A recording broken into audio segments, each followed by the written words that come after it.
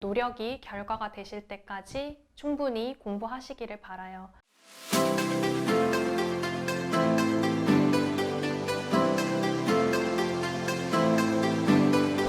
안녕하세요. 이번에 서울교육대학교 초등교육학과 20학번으로 입학하게 된 이유정이라고 합니다. 저의 총 수험 기간은 13개월 정도였고요. 그중 수능 직전 2달 정도를 이돌 스파르타 신림센터에서 공부하고 원하는 목표 대학에 합격하게 되었습니다. 뒤늦게 갖게 된 꿈이라서 더 간절하고 또 무겁기도 했지만 그만큼 이루고 나서 기쁨이 더욱더 훨씬 컸던 것 같습니다. 이제 작년에는 제가 5개월이라는 짧은 준비 기간밖에 갖지 못하고 입시를 치르게 되었는데요. 그만큼 크게 실패하고 나서 트라우마와 어떤 두려움 같은 것들이 저를 다시 공부하도록 마음 먹는 데까지도 굉장히 오랜 시간이 걸렸던 것 같아요. 뒤늦게 시작해서 또 공부할 시간을 잃었다는 초조함과 한 번 더 도전했는데도 좋은 결과가 나오지 않을 것 같은 그런 불안감이 저를 굉장히 많이 힘들게 했지만 그 힘듦을 이겨내고 좋은 결과를 얻게 되어서 굉장히 감사했고 또 그 감사한 마음을 잊지 않고 열심히 노력해서 좋은 교사가 되어야겠다는 다짐을 하며 살아가고 있습니다. 전년도 입시에서 가장 크게 미끄러졌던 과목은 국어였고요. 또한 공부량이 절대적으로 부족했던 과목은 과탐이었습니다. 일단 국어는 당일 컨디션 조절에 완전히 실패했고요. 고난도 지문과 위기 상황에 대한 대비가 전혀 되어 있지 않았습니다. 즉 다시 말해서 자연재해 수준이었다고 생각을 해요. 입시를 준비할 때는 기출 분석을 철저히 하고 또 고난도 지문에 대비하기 위해서 여러 가지 사설 모의고사 컨텐츠를 구입해서 풀어보고 또 위기 상황에 대한 대처, 시뮬레이션, 시간 관리 이런 것들을 종합적으로 준비했습니다. 덕분에 만족할 만한 성적을 얻을 수 있었다고 생각해요. 그다음 과탐 같은 경우에는 전년도에는 개념서 진도를 한 번 나가고 이제 기출 문제를 한 번밖에 풀어보지 못한 상태에서 시험장에 갔습니다. 전혀 문제풀이 훈련이 되어 있지 않았었기 때문에 올해는 개념서 정독을 빠르게 3회독 정도 하고 기출 문제도 3회독 정도 풀어보고 또 많은 양의 모의고사를 접하면서 풀어보고 문제풀이 훈련을 많이 하고 시험장에 들어갈 수 있었습니다. 절대적으로 공부량을 많이 늘린 것이 과탐 성적 상승에 어느 정도 도움이 됐다고 생각합니다. 특히 당해년 6, 9월 모의고사의 경우 8주 동안 매주 한두 번씩 총 10번 이상 다시 풀어보면서 완전히 제 것으로 만드는 시간을 가졌습니다. 또한 변형 문제들도 찾아보며 풀었습니다.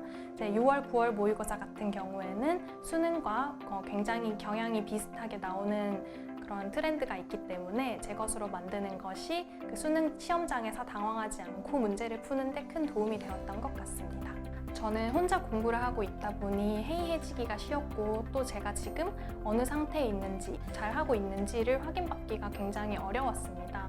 주변에 같은 공부를 하는 또래도 없었고 또 상담을 받을 수 있는 선생님도 없었기 때문인데요. 그러던 차에 집 주변에 이돌 스파르타가 생긴다는 소식을 듣고 이제 제 공부와 상담을 병행할 수 있는 그런 좋은 기회라고 생각이 되어서 알아보게 되었습니다. 이제 알아봤을 때 생활관리나 또 학습관리 또 여러 가지 사설 모의고사 컨텐츠들을 구입할 수 있다는 얘기를 알게 되었고 또 직접 다녀보니 그 모든 관리와 컨텐츠들을 상당히 만족하면서 다닐 수 있었던 것 같습니다.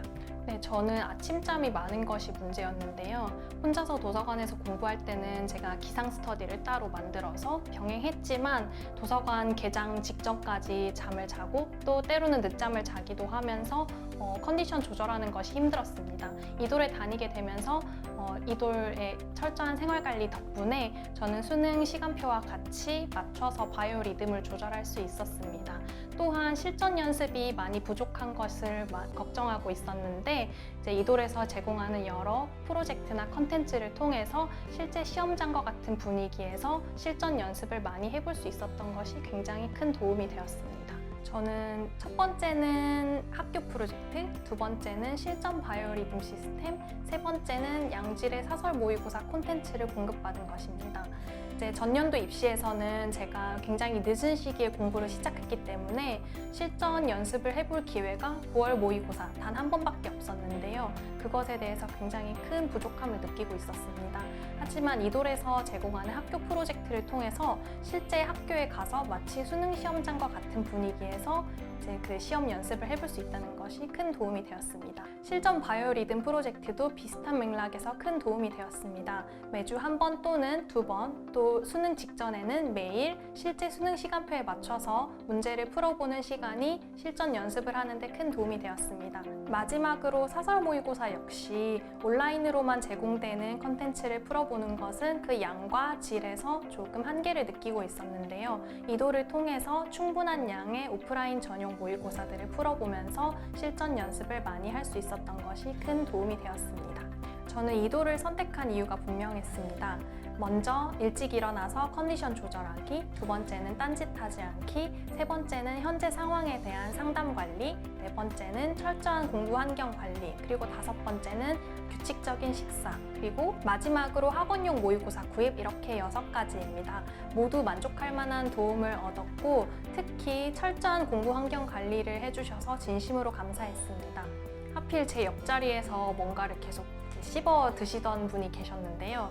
지속적으로 건의를 해도 그 부분이 고쳐지지 않자 이제 굉장히 저를 위해서 배려해 주시고 자리를 더 좋은 곳으로 옮겨주시기까지 하셨습니다. 이렇게 많은 부분에서 세세하게 신경 써주셔서 저는 정말로 감사드렸습니다. 그리고 주변 소음에 예민한 편이라서 그 점에 대해 알아보고 철저한 관리로 유명한 이도를 선택했는데요. 불편한 사항에 대해서 건의드리면 바로 알아봐 주시고 또 적극적으로 해결하려고 노력해 주셔서 정말로 감사했습니다. 덕분에 충분히 공부에 집중할 수 있었습니다. 네, 저는 원래 통유리실로 배정을 받고 싶었는데 저희 지점에는 통유리실이 없다고 해서 교실형으로 배정을 받았습니다. 하지만 오히려 더 좋았던 것 같아요. 교실형은 오픈된 공간에서 많은 학생들이 마치 교실처럼 책상을 가지고 공부를 하는데요. 이 배치된 책상 간격이 좁지도 않고 넉넉해서 이제 다니기도 불편하지 않고 옆에서 공부하는 학생이 크게 신경 쓰이거나 방해되지도 않았습니다. 공기정화 식물과 가습기가 적절하게 배치되어서 쾌적한 환경에서 공부를 할 수 있었습니다. 책상도 굉장히 크기가 큰 편이고 의자도 오랜 시간 앉아서 공부해도 무리가 없도록 편안했습니다. 또한 실전 바이오 리듬과 같은 그런 실제 시험 시간표에 맞춰서 시험을 보는 날에는 다른 학생들의 시험지 넘기는 소리를 들으면서 약간의 긴장감과 또 실제 시험장에 있는 것 같은 기분을 느끼면서 훈련을 많이 해볼 수 있었던 것 같습니다. 여러 학생들이 한 공간에서 같이 공부하고 있으니 다들 열심히 공부하는구나 동지의식을 느끼면서 더 열심히 힘내서 공부할 수 있었던 것 같아요. 저는 일단 잠이 매우 많은 편이라 7시간은 자야 최소한의 일상생활이 가능하고 또 개운하게 하루를 살아가려면 9시간 이상은 자야 하는 사람인데요. 그러다 보니 깨어있는 시간에 최대한 집중을 해서 공부를 하려고 했습니다. 남들보다 조금 더 많이 자야 하는 편이니까요. 일단 첫 번째 원칙은 충분히 잠을 자는 것이었습니다. 아침잠이 많고 밤잠이 많은 편이라서 이 수능 시간표에 맞추기가 힘든 면도 있었지만 학원에 다니면서 강제로 맞추다 보니 또 어느 정도는 적응하게 되었습니다. 깨어있는 시간에 최대한 집중해서 공부하기 위해서 졸린 시간이 오면 10분씩 낮잠을 자고 커피를 마시기도 하고 또 쉬는 시간에 옥상에 올라가서 햇볕을 쬐고 잠깐의 산책과 또 신선한 공기를 마시기도 하면서 잠을 깨려고 노력했습니다. 저는 졸리면 자야 한다고 생각하는 사람인데요. 이돌에서 이제 시간표에 따라서 그 쉬는 시간에 10분 정도 잠을 자고 또 잠깐 멍한 상태로 산책을 다녀오면서 햇볕을 쬐고 오면 기분도 상쾌해지고 다음 시간에 더 집중해서 공부를 할 수 있었던 것 같습니다. 하루에 공부 목표를 정해두고 이거를 빨리 다 끝내고 집에 가서 쉬어야겠다. 이것이 제 매일의 공부 목표였습니다. 저는 계획 짜는 것을 굉장히 좋아해서 계획을 많이 짜고 공부를 하는 편이었습니다. 과목별로 대강, 분기별, 월별, 또 더 세세하게는 매주별, 매일별 계획을 다 세우고 공부하는 편이었는데요. 일단 국어, 수학, 영어는 매일 공부하고 탐구는 번갈아 가면서 한 과목씩 공부했습니다. 국어는 비문학은 매일 공부하고 문학과 문법은 하루씩 번갈아 가면서 공부했고요. 수학은 제가 이과에서 문과로 전향한 덕분에 공부량이 크게 많이 필요하진 않았지만 그래도 감을 잃지 않기 위해서 매일 조금의 시간을 들여서 공부를 했습니다. 영어는 크게 높은 성적이 필요하지 않아서 연계교재 위주로만 공부를 했고 공부 순서도 가장 후순위로 두고 큰 시간을 들이고 공부하지는 않았습니다. 하루 공부 순서는 시험 순서와 동일하게 국어, 수학, 영어, 탐구 순서대로 공부하는 것을 큰 틀로 하고 했습니다. 먼저 아침 시간에 국어 시험 문제를 풀도록 뇌를 적응을 시키고 집중력이 비교적 괜찮을 오전 시간대에 제 취약점이었던 탐구 공부를 이어서 하도록 했고요. 그 다음 수학 공부를 하고 영어 공부는 아까 말씀드렸다시피 가장 후순위로 두고 공부를 했습니다. 그래도 많이 밀렸던 기억이 납니다. 모두들 열심히 공부를 하겠지만 결과가 노력만큼 따라주지 않을 수 있습니다. 저는 어디선가 공부는 노력과 결과의 간극을 메우는 일이라는 그런 글을 본 적이 있는데요. 그 말에 굉장히 공감합니다. 제 작년에 한 해 동안 설정해 두었던 목표점은 200만큼의 공부를 통해 150만큼의 결과를 내고 100만큼의 제가 목표한 대학에 합격하는 것이었습니다.